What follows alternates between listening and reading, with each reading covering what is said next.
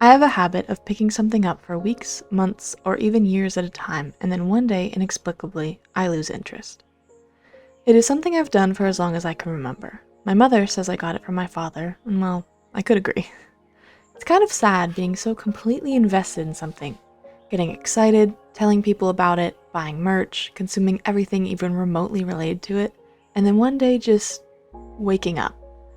Suddenly, for reasons unexplained, it loses its draw, its sparkle. Whatever small magic once made that thing seem larger than life disappears, and I'm left staring at something I know I love without being able to access the feeling anymore. Last video, I told you all that this episode would be centered around a K-pop inspired build. What I failed to mention is that recently, I've pretty much stopped listening to K-pop regularly. I still listen to my old playlists, but I've stopped keeping up with different groups. I've unfollowed most of the accounts. I rarely listen to new releases from people whose releases I once stayed awake for. It's a little bittersweet.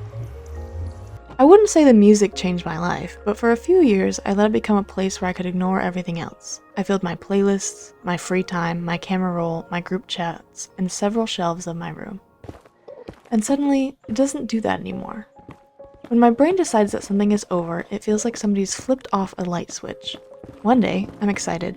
The next day, if someone asks me a question about the thing I was excited about yesterday, it feels like work to even answer.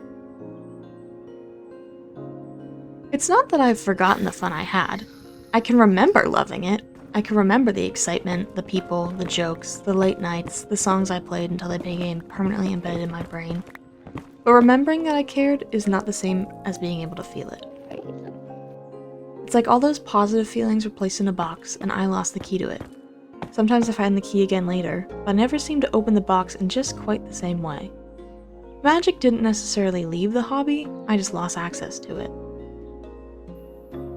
Or to look at it more positively, maybe the magic was diverted somewhere else. A new hobby, a new interest, a different source of excitement. Some people might see that as a good thing. I have a tendency to be completely all in whatever I enjoy. I spend weeks, months, or sometimes years sinking deeper into something until it begins to consume most of my free time and becomes a recognizable part of my identity. That's not exactly the healthiest blueprint for balance. The problem is that when all consuming interest ends, I rarely become a balanced person. I just find another thing to consume me. I've gone through many phases, hobbies, fandoms, and what I will loosely call obsessions. It started with reading.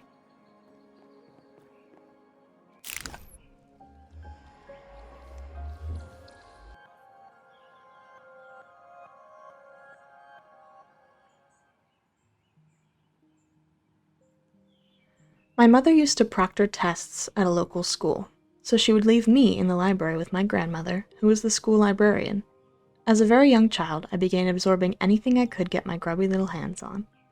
Later, I had video games. Assassin's Creed, Minecraft, Zelda the Wind Waker, Super Mario Galaxy, and nearly every family game released for the Nintendo Wii.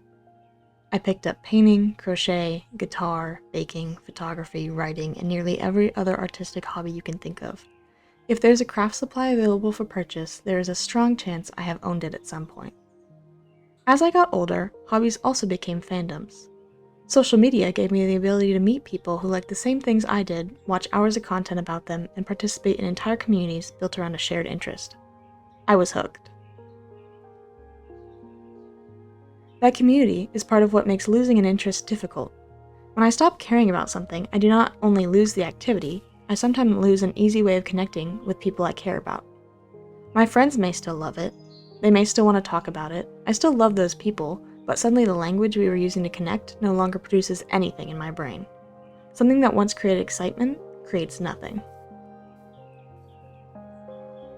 That's an uncomfortable thing to admit, because it can sound like the original interest or the friendships built around it didn't matter anymore. But they do matter. I think that's one of the most important things I'm trying to convince myself of. Just because I no longer care about something in the same way does not mean I was pretending when I loved it.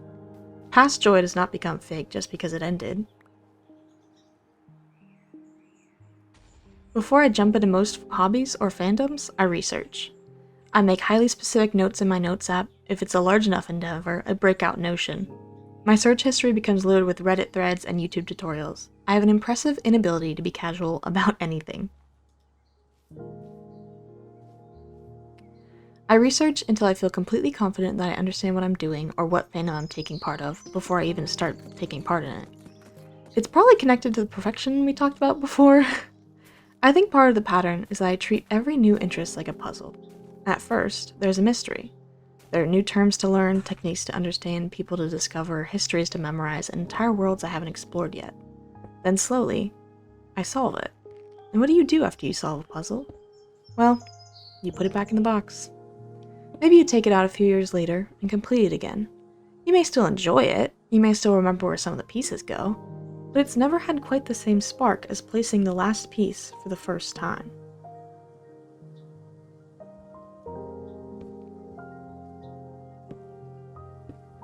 And it can be sad to put the puzzle away. Maybe you completed it with amazing people who still love that puzzle. Maybe it gave you an identity. Maybe it gave you belonging. Maybe you invested years of your life into it. Maybe it filled 4.5 hours of every day.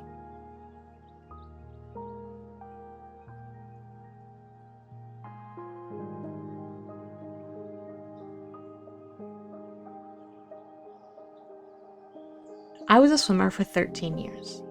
Swimming was different from most of my later hobbies because I did not simply lose interest in it. An injury took it from me. For 13 years, swimming was how I described myself. It occupied hours of my day, gave my life structure, and answered a very convenient question.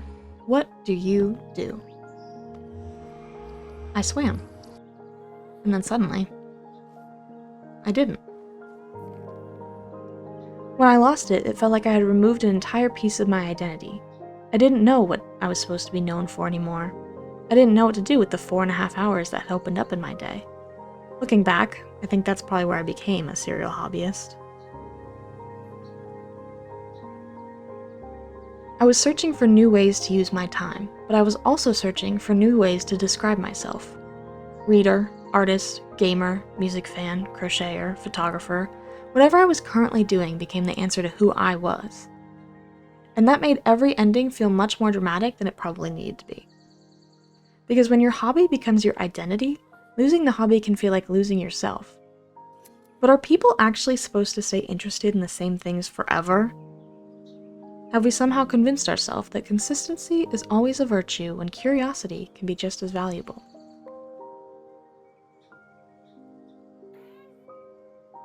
I think part of what makes curiosity difficult is that curiosity can be expensive.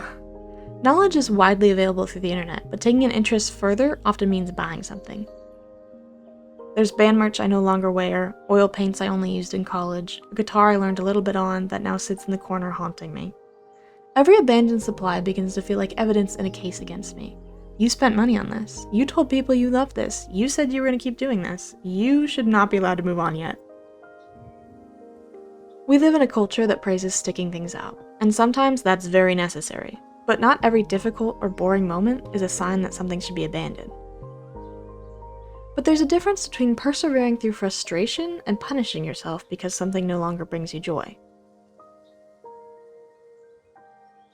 Why is there so much guilt around putting down a hobby? A hobby is meant to give you pleasure, relaxation, fulfillment, or a way to express yourself. That's the Google definition. It's meant to allow you to learn. Allow you, not force you. I do think I need to learn how to engage with things more casually. Excitement can survive. Being completely consumed by something forever probably can't. Maybe the goal is not to stop becoming deeply interested in things. I do not think I would actually want to lose that part of myself. The goal may be learning that an interest does not have to become my entire identity to be meaningful. It doesn't need to occupy every spare hour. I do not need to know every piece of information, own every item, or stay updated forever in order to say that I enjoyed something. When my interest fades, I don't need to treat that fading as a betrayal of the person I was before.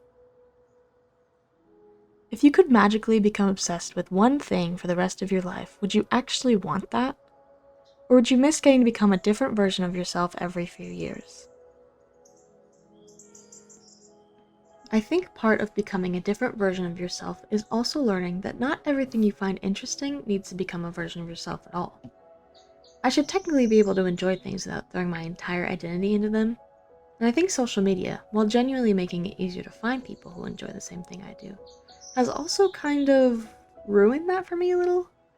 Because now it's very easy to compare your knowledge, your pace, your skill level, your dedication, all of it, to someone who's been in the fandom for 100 years, or someone who's been playing guitar since birth, or painting at a professional school since they were old enough to hold a brush.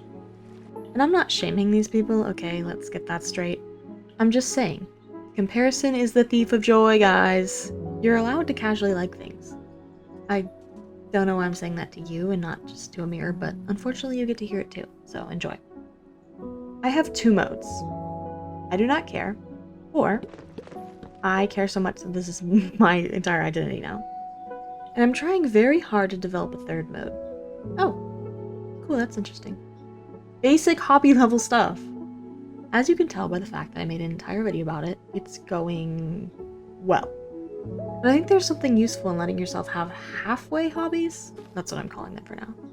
Things you tried, things you liked for a while, things you never became particularly good at. Things you never researched into the ground. There's no final exam where you have to prove that you liked the band or that you know all the inside jokes or the game or the craft or the book series enough to deserve having read it at all. There's plenty of fandoms and hobbies I've been part of that I do not associate myself with anymore. Some that I deliberately do not attach myself to at all. And honestly, I think that proves the point. If I'm gonna hide something from people a few years later because it no longer feels like me, then maybe it was never supposed to become the entire definition of me in the first place. I think many people want to be known for something. There's a comfort in having one clear answer to who you are. But I also wonder whether the people known for one thing sometimes begin to feel trapped by it. Like they're no longer allowed to grow, change, or enjoy anything unexpected because everyone has already decided who they are. I do not want to be one thing. I do not think any person is one thing. We are made up of every hobby, interest, person, place, fandom, failure, and strange little research spiral we have collected throughout our lives. You take something from each one. K-pop helped me meet people I may have never known otherwise. Reading shaped the way I tell stories. Painting affects the way I see color. Swimming taught me discipline. Minecraft disappeared from my life for years and was returned in a completely different form. My old interests did not vanish without leaving anything behind. They became subtabs and footnotes in the person I am now. Maybe that's how we make peace with moving on. You do not need to keep actively participating in something forever for it to have mattered.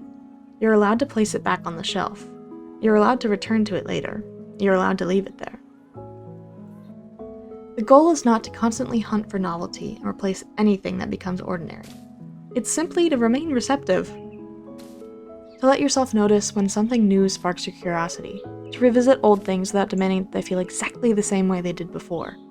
To allow joy to change forms.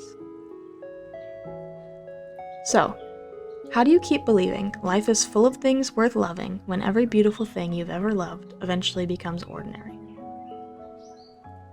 I think you remember that ordinary does not mean worthless. You remain open to the next beautiful thing, not because the last one failed, but because it already gave you what it had to give. Maybe the next thing is entirely new. Maybe you swing the pendulum back towards something you enjoyed in high school. Maybe you revisit a hobby from college or pull a childhood book off the shelf. Maybe you build a floating temple inspired by a song you once played hundreds of times, even though you no longer listen to it today. Today's song is a song I've played more than 700 times since its release, but in the last few months, I have barely picked it up. I used to be completely all in on K-pop. Then one day, maybe my frontal lobe developed more, maybe too many people got into career-ruining scandals, or maybe I simply lost interest, as I have many times before. But the fact that I moved on does not erase the years when I loved it. This build exists because I loved it. The friendships exist because I loved it.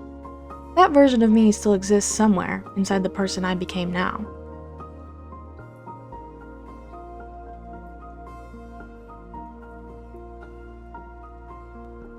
I think one thing I'm also trying to unlearn is the idea that enjoying something properly has to involve some amount of suffering.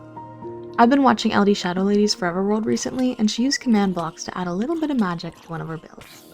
And honestly, it did 2 things. 1, it reminded me that command blocks exist. very useful. And 2, it reminded me of something I said all the way back in my first video, which was, 2 videos ago, but we'll go past that.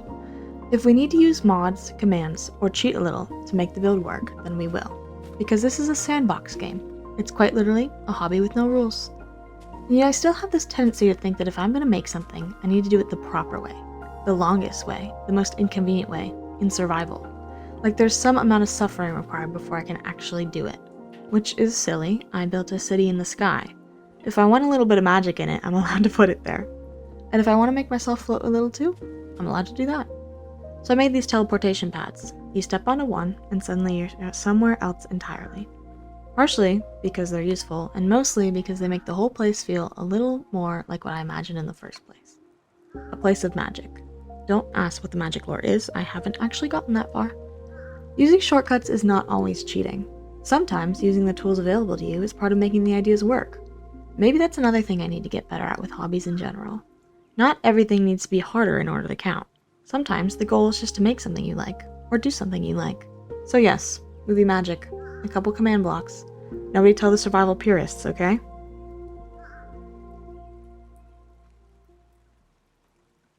I started sketching this build while listening to the Korean version of this song. It literally talks about flying high enough to touch the clouds. So I knew that almost immediately whatever I built needed to float. But somewhere along the way, my playlist switched over to the Japanese version. I started thinking about the very short weekend I've ever spent in Japan. And suddenly, the build started pulling inspiration from there too.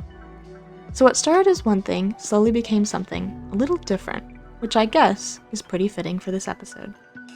The song is still the same song.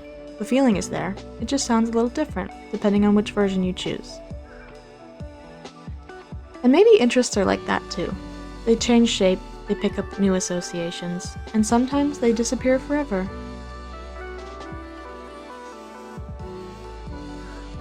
So listen to whichever version you want. It's the same song, just a different language carrying it. So find new joys, learn new things, revisit old ones, keep growing, moving, and becoming something. Just do not mistake moving forward for abandoning everything that came before. Bye!